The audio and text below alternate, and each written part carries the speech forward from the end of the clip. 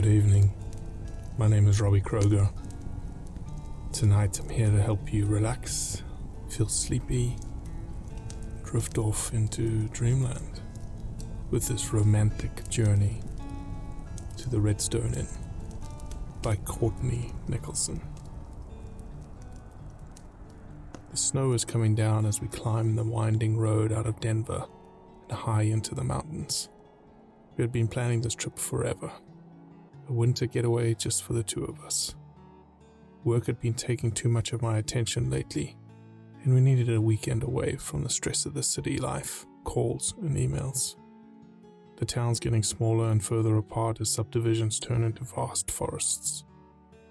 In one such small town tucked deep into the mountainside, I finally see our destination, the historic Redstone Inn. Massive exposed beams crisscross the cream-colored Bavarian-style building, a sole reminder of a once booming mining town. The tall clock tower welcomes us, standing tall amidst the swirling snow. I park the truck and gather our bags. As we open the massive wood front door, I feel the rush of warm air from the fireplace. Stepping into the parlor is like stepping back in time. The large room is filled with dark wood and wallpaper, a large chandelier hanging in the center of the room. A massive staircase off to the side winds its way upwards and out of sight. The innkeeper smiles from behind the counter. She's an older woman, her hair drawn up into a loose pile on her head, held fast with an ornate gold clip. A pair of reading glasses hang around her neck, resting on a row of mother-of-pearl buttons leading up a high collar with lace trim. She reminds me of my grandmother. Her long, thin fingers flip through the small paper cards as she looks for my last name. She hands me a room key with a large brass circle on a thin chain. Room number 7 is carved into the metal in elegant engraving. I hand Kate the key and pick our bags up as we head upstairs. We make our way up the staircase, greeted by faces from the past. Kate stops on each stair to read every caption. She reads the names of famous townspeople, innkeepers, and of the mining history. We may never make it up to our room at all. This is one of the things I love about her curiosity, her love of history, her romantic nostalgia for the past. I knew she would love this place. Rising up behind the staircase is a large stained glass window that reaches from the first floor to the second. The sun shining through creates a rainbow pattern on her beautiful face. She turns, looks at me, and I smile. I lead her up the rest of the stairs, down the long hallway, and stop at the door with the number 7 on a small plaque. I slide the key into the lock. I have to jiggle it slightly to get the doorknob to turn. I open the door and Kate glides into the room, turning and falling backwards onto the large bed. I drop our bags and do the same. Staring up at the ceiling and then across to her, I feel an immediate calm. All of my stress, the worries of the cities, evaporate instantly. And she's the only thing in the world. Suddenly she springs up. I see a spark of adventure in her eyes. She asks me to go fly fishing, and I tell her that we can do anything in the world she wants to do. She pulls on a knit hat and a thick sweater and is back out into the hallway in a blink of an eye. We take the road headed north, and the snow falls lightly all around us as we snake our way along the river. I pick a place to pull over. We take out our rods and waders. I watch as she kicks off her boots one at a time, teetering for balance as she slides into her waders. She rigs her rod up expertly, her thin fingers delicately running the line through each ferrule. She opens her fly box and crinkles her forehead, deep in thought. Plucking out a tiny fly, she threads her line through the eye in the hook. Twisting the end a few times, she loops it through into a knot and pulls it tight. I attach 2 small flies to my line and take out my pliers to pinch a small weight onto the line. I wrap my pack around my waist, clipping the belt. We finish just about the same time, walking down to the river's edge. The water is moving fast. Ice clings to the edges, our boots crunch through the thin barrier and into the freezing water. The current pushes hard against my legs and they instantly go numb with cold. I aim my rod tip at the slow pool of water behind a large rock and cast. The line shoots through the air, unfurling as it drifts towards the water's surface, my fly landing ever so softly. It quickly floats downstream, hooking around and then goes taut. I lift the line and roll cast, making a large circle with my line, flipping my fly back into the pool. This process continues. Flick, float, flick, float. I decide to give it one more cast before moving on to the next spot.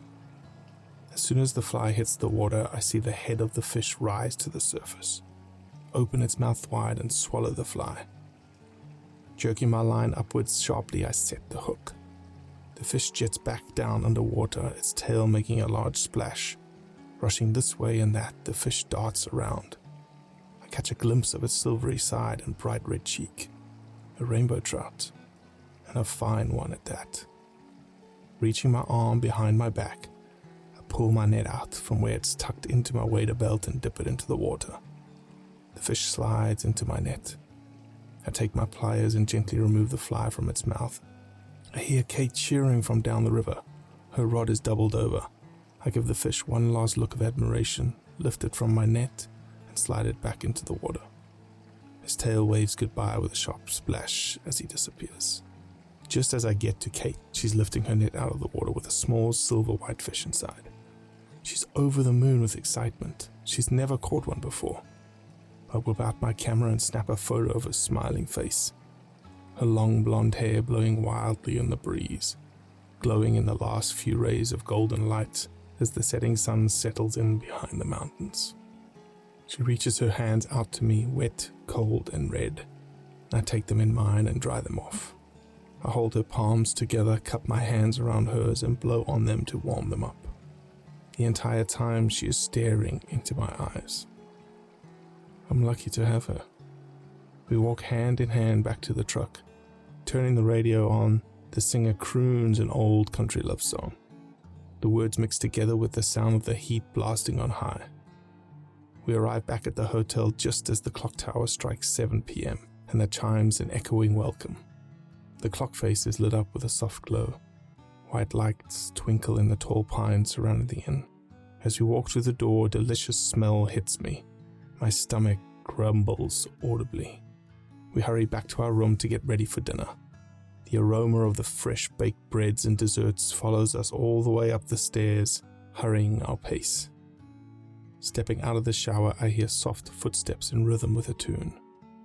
I towel off my hair, wipe the fog from the mirror, and quickly shave.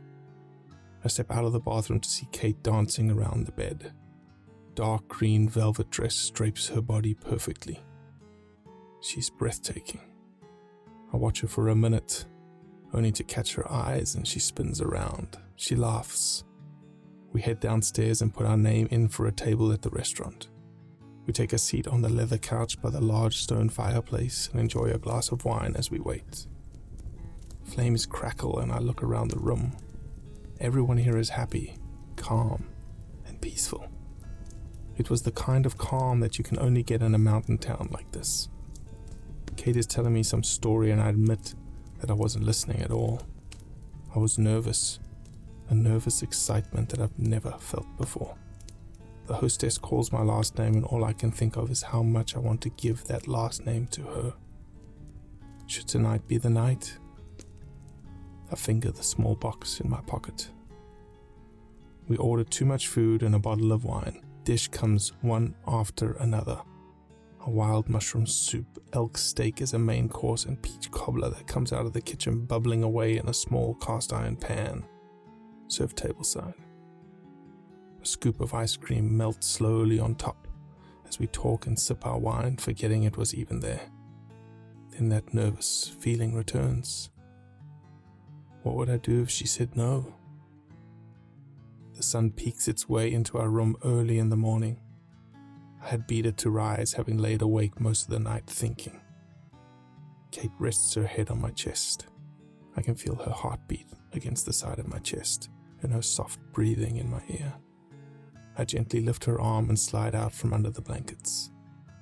I take the dark cranberry-colored robe from the hook on the back of the door and tie the waist. Reaching the bottom of the stairs, I follow my nose to the large silver carafe of coffee waiting in the sunroom. I fill 2 large mugs, drop a sugar cube in each, and retrace my steps to the second floor. Kate is still sleeping as I walk over quietly to put 1 mug on her nightstand. I return to bed, leaning up against the headboard, not wanting to wake her. Slowly she comes to life as always. Coffee was the best way to start the day. Her mouth curls at the corners and into a smile just before her blue eyes flutter open. Stretching her arms to the ceiling, she yawns, dropping 1 hand onto the coffee mug. Hooking her fingers through the handle, she lifts the mug and through half-open eyes sips deeply. She tells me she loves me. It doesn't take long in the truck before Kate drifts off to sleep.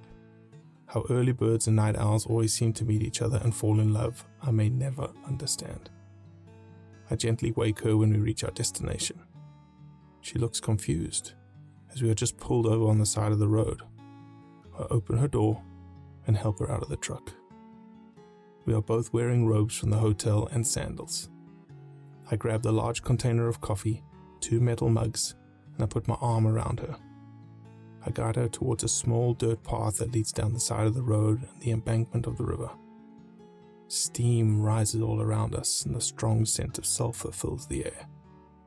There, tucked in the bend of the river, was a natural hot spring. I have been coming here for years, but have never once shared the secret with anyone. I pick a pool and dip a toe in. Jumping back, I wince. It is much too hot. I'll try the next one, which is just right. We pile our robes on a rock and step into the warm water. Kate has her hair in a small knot on the top of her head, a warm headband around her ears. She's wearing a black, one-piece bathing suit with the logo of our college where we had met. I remember the first time I saw her, swimming in the lap pool. She's always been the happiest when she is near water. Flipping open the lid of the coffee, we forget all about the mugs and take turns sipping from the large jug. The steam of the coffee intertwines with the steam coming off the water, creating a hazy curtain on the mountains in the distance. It begins to snow. Light flakes catch on her eyelashes and in her hair. I reach over and pull my camera out. I don't want to forget this moment. We stay until our fingers and toes have turned wrinkly and my beard has turned into icicles. I rise from the water to grab our robes. I hold hers out and she turns away, her arms finding the holes of the sleeves. I wrap the front around her, taking her up in a long embrace. I let her go and she continues to stare off into the mountains. I ask her to reach into her pocket and hand me what is inside. I see her elbow bend as she fishes into the pocket. She spins around and looks down. I am down on one knee in the fresh dusting of snow. I take the box from her and open it. Sliding the ring on her finger, I ask her the question I've been waiting all my life to ask, to the person I've been searching all my life to find. She says yes. I pick her up and spin her around, giving her a deep kiss.